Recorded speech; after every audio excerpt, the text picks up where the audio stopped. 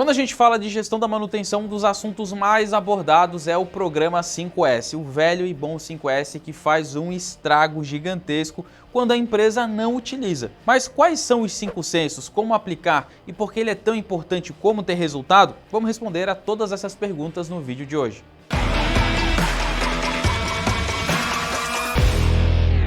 Mas o que é o programa 5S, pessoal? O programa 5S vocês devem conhecer bem melhor, né, do que eu até, de tanto que vocês devem aplicar aí no dia a dia de vocês. Estão correto? Então o nosso programa 5S ele é baseado em 5 sensos, né? Por isso que é o 5S. Os 5 sensos são senso de utilização, senso de organização, senso de limpeza, 4, senso de padrão e 5, o senso de autodisciplina. Então agora vamos conversar um pouquinho mais sobre cada um desses sensos. Vamos falar um pouquinho mais sobre o senso de utilização. No senso de utilização, a ideia é que a gente vai deixar no nosso ambiente de trabalho somente aqueles itens, peças, ferramentas, componentes que são utilizadas. E aí cabe à empresa fazer uma lista do que significa ser utilizado ou não. Esse é outro ponto que a gente observa bastante problema nas empresas. Então, tem certas áreas que o nível de utilização é diário ou semanal, outras áreas o nível de utilização é mensal, semestral. E isso tudo vai variar de acordo com a área e com o tipo de insumo que nós estamos utilizando. Então é importante fazer uma tabela e falar, aquilo que é usado diariamente vai ficar em tal lugar, aquilo que é usado X vezes por semana vai ficar em outro lugar, Y vezes por semana em outro lugar e assim sucessivamente. Por quê? Quanto menos coisas no nosso ambiente de trabalho, menos problemas nós vamos ter, mais fácil vai ser de achar as coisas e também nós vamos nos livrar de desperdícios, daquilo que está sendo acumulado e não está sendo utilizado. Aquilo que é utilizado com mais frequência a gente bota mais próximo do alcance das mãos, aquilo que é utilizado com menos frequências a gente coloca dentro de armários, em cima de prateleiras e assim sucessivamente. Existem várias boas práticas aí para a gente trabalhar.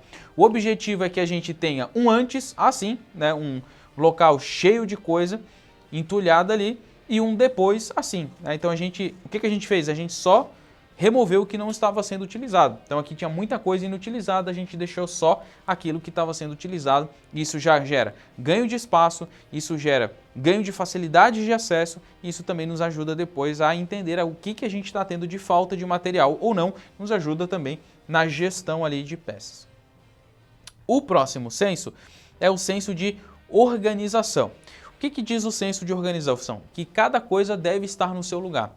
Já que nós temos, né, o senso de utilização aplicado, e a gente sabe que no nosso ambiente de trabalho vai ficar só aquilo que é necessário, só aquilo que é utilizado com frequência, quando nós aplicarmos o senso de organização, nós vamos fazer aquilo que é mais utilizado vai ficar no ambiente, né, no mais próximo, aquilo que é menos utilizado vai ficar guardado.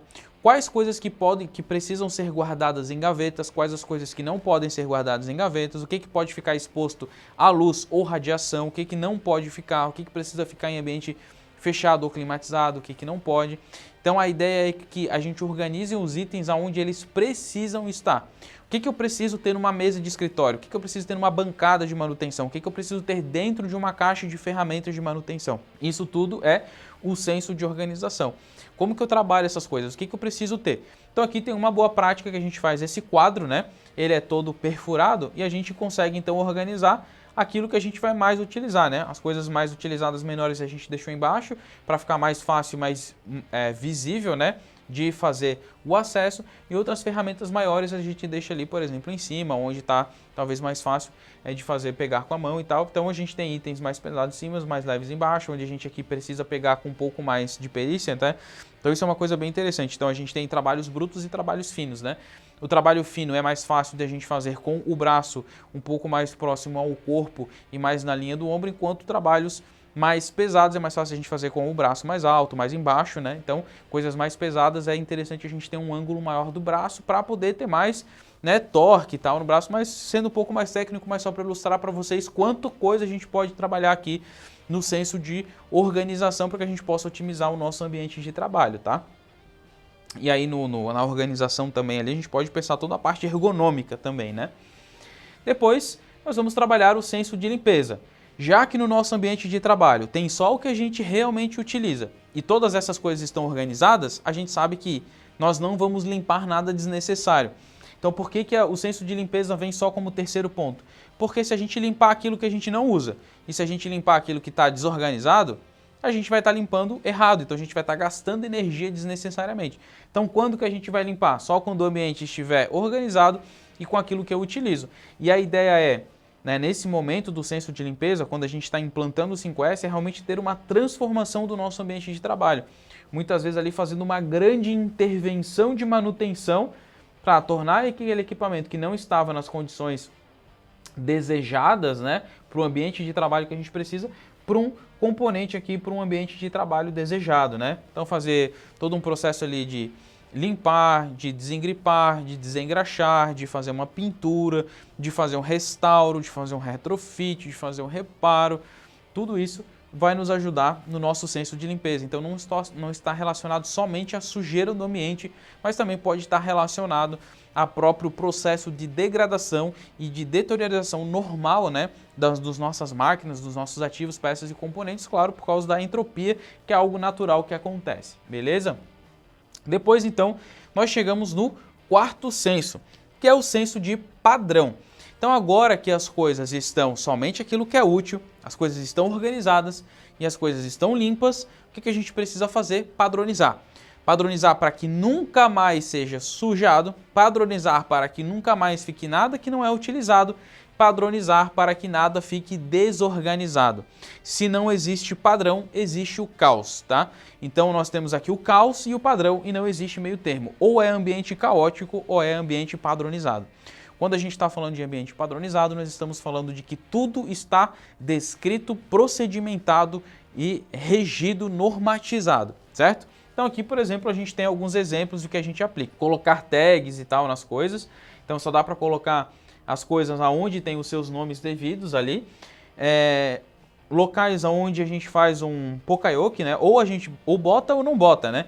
Então aqui esse negocinho ali, ou ele passa pelo buraquinho ou não passa. Então só vai conseguir colocar em cada buraquinho daquele ali a peça exata para ficar ali. Outra peça não cabe, então não tem como ficar fora do padrão.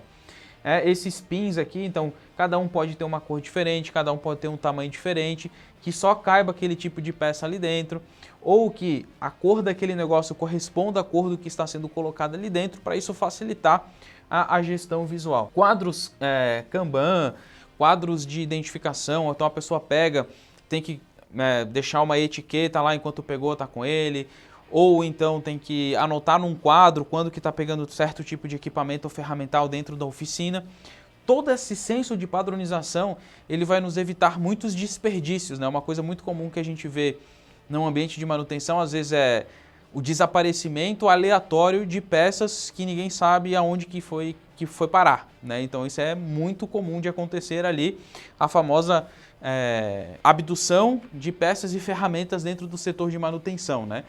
Então, quando não tem um ambiente padronizado, quando nem todo mundo tem exatamente a mesma caixa de ferramenta, com as mesmas ferramentas, todas elas descritas, todas elas ali assinadas que o técnico recebeu, às vezes até com o fornecedor, com o modelo, com o tipo, com o preço, e quando cada um não fica responsável, né, por garantir que aquilo que foi recebido padronizado vai ser entregue padronizado, aí às vezes vira de novo ambiente caótico. Então olha só como é importante aplicar o senso de padrão. E aí, como nosso último senso, nós temos o senso de autodisciplina. E é aqui aonde mora o grande problema do 5S. Geralmente, o que a gente faz? Faz um 5S aí, significa vê se está utilizado, organiza, limpa, padroniza. Só que as pessoas esquecem da autodisciplina. Então, depois de um tempo, tudo volta como era antes.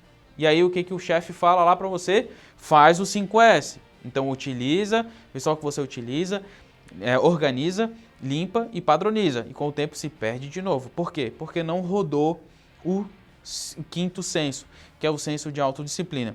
O que esse senso de autodisciplina fala, pessoal? Que nós vamos manter as coisas como elas estão e nunca mais voltarão ao que era antes. Basicamente é isso. Pela autodisciplina fala que se eu preciso limpar, não vou sujar. Tá? Se eu não preciso utilizar, não vou guardar. Se eu não sei aonde colocar, vou então fazer um novo padrão para aquilo, certo? Se eu não sei aonde organizar, vou reorganizar. Não é não sei aonde colocar, vou botar em qualquer lugar. Não é vou sujar e depois eu limpo. Isso não é o senso de autodisciplina. O senso de autodisciplina é eu não vou sujar, né? Não é eu vou sujar e depois eu limpo. Isso é o senso de limpeza. O senso de autodisciplina é eu não vou sujar porque depois eu não preciso limpar. É uma ideia de evitar o desperdício. E aí eu falo, poxa, mas como que eu chego no senso de autodisciplina? Como, pessoal? Vai lá. Pergunta valendo R$1 milhão. Como que a gente aplica o senso de autodisciplina? Gestão de pessoas. Então o que a gente precisa? Precisa ter motivação, precisa ter engajamento e precisa ter cultura. A autodisciplina ela só acontece se o nosso colaborador está motivado, se ele está engajado, se existe propósito naquilo ali, se está alinhado, se tem objetivo. Se não tem, ele não vai fazer. Ele precisa estar engajado. Ele precisa entender que aquilo é importante, vestir a camisa da empresa e a empresa precisa entender que o 5S é importante, senão também não vai acontecer. E 5S, autodisciplina, autogestão, responsabilização, tá? E empoderamento só vai funcionar se a empresa tem essa cultura. Então não adianta implantar 5S em qualquer empresa se a empresa não valoriza esses pontos que eu estou citando para vocês. Então, motivação, engajamento, cultura é gestão de pessoas. Então eu preciso gerir pessoas para ter motivação, engajamento e cultura, e com isso eu consigo autodisciplina. Com a autodisciplina, implantando o 5S, eu consigo ter um ambiente que é propício à melhoria e ao desenvolvimento, tanto profissional quanto humano, quanto dos nossos processos para maximizar o nosso lucro, né, e aumentar a competitividade da empresa, isso de forma perene, isso de forma constante ao longo do tempo, fazendo com que isso se torne um processo saudável para a empresa e reduza os custos. 50% dos custos são desperdícios e o 5S é uma ferramenta fundamental para reduzir os desperdícios da minha empresa. Então, quando a gente fala do 5S a gente implanta uma vez só. Implementou o 5S, eu rodo senso de utilização, senso de organização, limpeza, senso de padrão.